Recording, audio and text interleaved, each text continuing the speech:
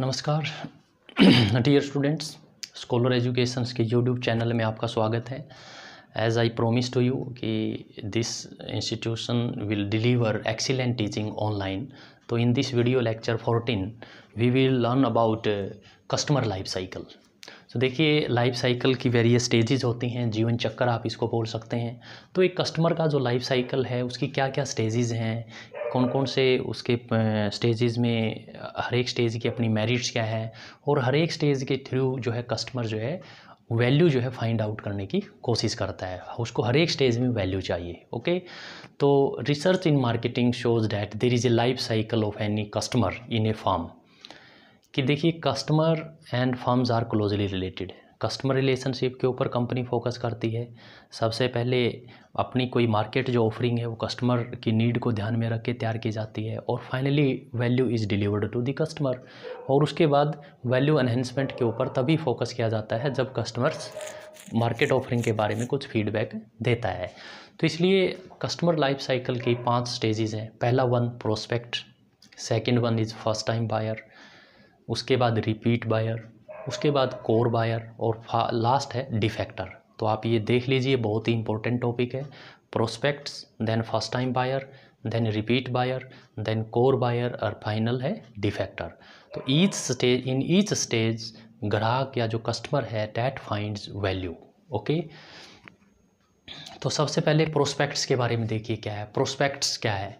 Prospects का definition मैं आपको बता रहा हूँ कि ऑल दोज इंडिविजुअल्स या all those persons who have not yet purchased the firms product और ब्रांड, जिन्होंने अभी तक कंपनी के प्रोडक्ट को नहीं खरीदा है, they are being targeted for acquisition. तो कंपनी उनके ऊपर फोकस करती है। कंपनी की ये कोशिश रहती है कि इन प्रोस्पेक्ट्स को, इन पर्सन्स को कस्टमर्स में कन्वर्ट किया जाए।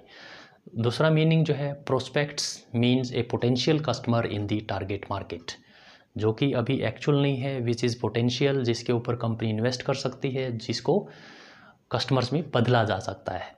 तो इसमें 2 मेजर इश्यूज हैं which the firm needs to address at this stage. Prospect stage में पोटेंशियल कस्टमर्स के रिगार्डिंग 2 मेन इश्यूज हैं जिसके ऊपर कंपनी फोकस करती है। सबसे पहले awareness of customer regarding firms market offering. Customers को फर्म की मार्केट ऑफरिंग के बारे में जानकारी होनी चाहिए। Awareness is very very important. Customers को पता होना चाहिए कि सेलर ने किस तरह की मार्केट ऑफरिंग को मार्केट में जो है लॉन्च किया है। दूसरा है inducement to customer for purchasing. Customers को परचेज करने के लिए इंड्यूसमेंट देना। ओके, तो आजकल देखिए अक्षय कुमार की एक ऐड आती है हार्पिक को लेके, और वो हार्पिक की ऐड क्या होता है कि वो आपको सिस्टम के अंदर ही उसको डाल देना है। जब आप फ्लश करेंगे तो वो प्रोडक्ट यूज़ होता रहेगा। आप देखिए इसको टीवी के ऊपर हार्पिक की ऐड अक्षय कुमार देता है। तो वो एक एडवर्टाइजिंग के थ्रू अवेयरनेस के ऊपर कंपनी काम कर रही है, और फिर कस्टमर्स को मोटिवेट किया जा रहा है कि वो उस प्रोडक्ट को खरीदे। तो फर्स्ट इशू के लिए फर्म क्या यूज कर सकती है? Advertising, direct marketing, internet, telemarketing, और even personal selling, specially for corporate customers. देखिए रीजन पर्सनल सेलिंग के लिए किसके लिए यूज किया गया है? कॉरपोरेट कंज्यूमर्स के लिए। और परचेज इंड्यूस के लिए कंपनी क्या करेगी? अगर कंपनी चाहती कि कस्टमर प्रोडक्ट को खरीदे तो टेस्टिमोनियल एडवर्टाइजिंग। टेस्टिमोनियल एडवर्टाइजिंग में देखिए, सर्विस मार्केटिंग में कोई कोचिंग सेंटर है, वो टेस्टिमोनियल एडवर्टाइजिंग के ऊपर फोकस करता है। अपना पास्ट जो रिजल्ट शो करने के लिए जो पोजीशन होल्डर्स हैं उनकी फ़ोटो लगा देता है। जैसे आकाश के ऐड देखिए, फिटजी का ऐड देखिए, यूपीएससी में जो बच्चे रैंक होल्डर होते हैं उनकी ऐड देखिए। तो हर एक पर्टिकुलर कोचिंग जो इंस्टीट्यूशन है उनके फ़ोटो को, उनके रोल नंबर्स को यूज करता है, और पोटेंशियल कस्टमर्स के ऊपर फोकस करता है कि ये जो स्टूडेंट हैं इन्होंने हमारे कोचिंग सेंटर्स के थ्रू स्टडी किया है, और इन्होंने, हमारी फैकल्टी ने और हमारे कोचिंग सेंटर ने बहुत अच्छा रिजल्ट इनको दिया है। तो ये एक टेस्टिमोनियल एडवर्टाइजिंग है कि showing satisfied customers endorsing the product. जो रिजल्ट ओरिएंटेड जो कस्टमर है, जिन्होंने रिजल्ट ले लिया है, they will endorse the product. And celebrity endorsement या product features relevant to customer needs are highlighted besides other tools, जैसे discount, clearance sale, coupon and contests. तो ये सभी टूल्स होते हैं जो कस्टमर्स को मोटिवेट करने के लिए यूज किए जाते हैं और motivate regarding to purchase the company's product. तो customer service has little role to play at this stage because customer has still not bought and consume the product. Important है, ये कस्टमर सर्विस का यहाँ पर कोई स्थान नहीं है क्योंकि अभी तक उसने प्रोडक्ट खरीदा ही नहीं है, तो सर्विस की हम बात ही नहीं कर सकते। ओके, नेक्स्ट स्टेज है फर्स्ट टाइम बायर। प्रोस्पेक्ट से वो कस्टमर में कन्वर्ट हो चुका है और पहली बार कंपनी का प्रोडक्ट यूज कर रहा है। Once the product prospect has decided to buy, तो customer enters the trial stage. Customer is now evaluating the firm product and entire purchase and consumption experience. मान लीजिए आप फर्स्ट टाइम एप्पल का phone आप use कर रहे हैं, iPhone आप यूज़ कर रहे हैं, तो फर्स्ट टाइम आप बायर हैं, तो you will evaluate the Apple's product, उसका entire purchase activities and consumption experience with the company and its products. Company की यहाँ पर स्ट्रैटेजी क्या है? Should be to create an experience for the customer to repeat his purchase. एक best experience create करना है customers के लिए ताकि वह अपनी परचेज को रिपीट करे, सेम प्रोडक्ट के लिए या फिर किसी नेक्स्ट वर्जन के लिए, नेक्स्ट मॉडल के लिए वो अपनी परचेज को रिपीट करे। At times, firm resorts to aggressive sales promotion to induce repeat purchases. Aggressive sales promotions company use कर सकती है, बट जो कि हाईली ब्रांडेड जो प्रोडक्ट होते हैं जिसके लिए कस्टमर एक ब्रांड लॉयल्टी क्रिएट कर चुका है, तो अग्रेसिव सेल प्रमोशंस की ज़रूरत नहीं है, तो ऑटोमेटिकली कस्टमर्स उस प्रोडक्ट को खरीद लेगा।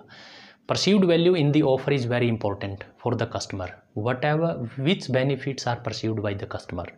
अगर expectations are greater than perceived value, तो नेचुरली जो है customer will be highly satisfied, और हम ये बोल सकते हैं कि कस्टमर एक डिलाइटेड कस्टमर होगा।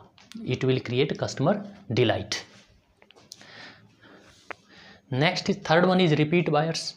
Customers repeating their purchase and are satisfied with their first experience and find value in current offer of the firm. तो ये सेकेंड टाइम या थर्ड टाइम जो है कस्टमर कंपनी के प्रोडक्ट को खरीद रहा है।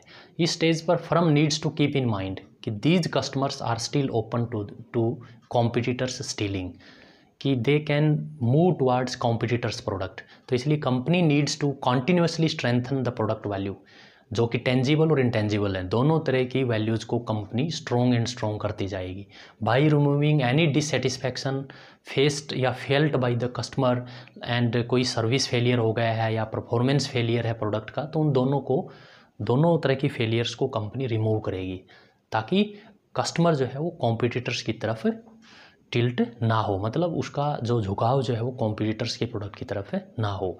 लास्ट है customers go to the competitor due to superior product offering हो सकता है, कॉम्पिटिटिव प्राइसिंग हो सकता है, liberal credit terms offered by the competitors. तो इसलिए कंपटीशन को मैच करने के लिए कंपनी को अपनी एक स्ट्रैटेजी डिवाइस करनी पड़ेगी, और उस स्ट्रैटेजी में कॉम्पिटिटर्स की हर एक एक्शंस का जो है टूल जो है वो कंपनी तैयार करेगी कि कॉम्पिटिटर्स के एक्शंस को कैसे ओवरकम किया जा सकता है, कैसे उनका सॉल्यूशन निकाला जा सकता है।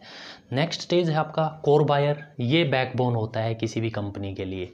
जब कंपनी अपने प्रोस्पेक्ट्स को कोर बायर में बदल लेती है तो इसका मतलब है कि कंपनी का काम हो चुका है। कंपनी का काम मतलब कंपनी अपने प्रॉफिट्स, कंपनी अपने सर्वाइवल को लेके निश्चित हो सकती है, क्योंकि अगर कोई कंपनी लॉन्ग टर्म के लिए बिजनेस में एग्जिस्टेंस करती है, बिजनेस में रहती है, तो वो सिर्फ कोर बायर की वजह से ही रहती है। यदि कंपनी के कोर बायर नहीं है तो कंपनी का जो है सर्वाइवल और कंपनी का प्रॉफिट दोनों ही खतरे में होता है। So they are the backbone of any company as they account for its overall profitability. Core customers are those who do not switch their brand और supplier. They perceive their switching cost to be very high, क्योंकि they understand the product and brand, and core buyer are familiar, they are aware with sales and service people of the company. They know the company better than other customers. So these are the features of core buyer. Core customers are also those who despite competitive offer या competitors के offer के बावजूद भी they prefer to remain with the company and company's product and company's brand.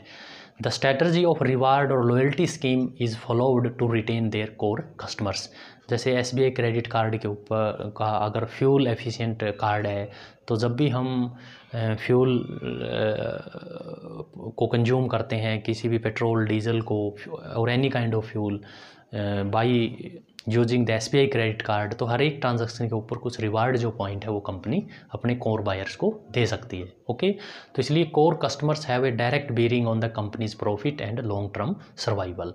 तो इसलिए customer life cycle में एक company prospect से स्टार्ट करेगी और कोर बायर्स के ऊपर जो है कोर बायर तक उसको लेके आएगी। ओके, तो कोर बायर जो ही अल्टीमेटली कोर बायर ही कंपनी के लिए प्रॉफिटेबिलिटी जनरेट करते हैं, कंपनी का सर्वाइवल इंश्योर करते हैं, कंपनी की ग्रोथ इंश्योर करते हैं, कंपनी के लिए कॉम्पिटिटिव एडवांटेज पैदा करते हैं। ओके, नेक्स्ट है डिफेक्टर्स होता है, ये फाइनल कैटेगरी है कस्टमर लाइफ साइकिल में।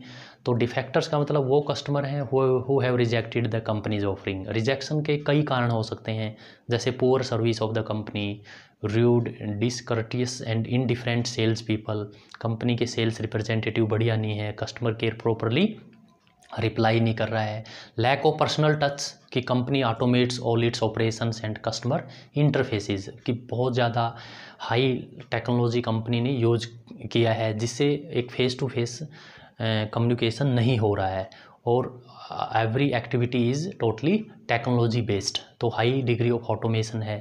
तो इसलिए जो इलिटरेट जो कस्टमर हैं, जो अनपढ़ कस्टमर हैं, वो कंपनी के साथ कनेक्ट नहीं होंगे। डिलेड और no response to customer complaints, कोई रिस्पॉन्स नहीं है। Actual consumption experience is different from promised one, कि जो परफॉर्मेंस है वो less than expectation perceived by the customer, या actual benefit is less than promised one. superior or more efficient product offering from competitors at a competitive price, जो altering perceived value equation.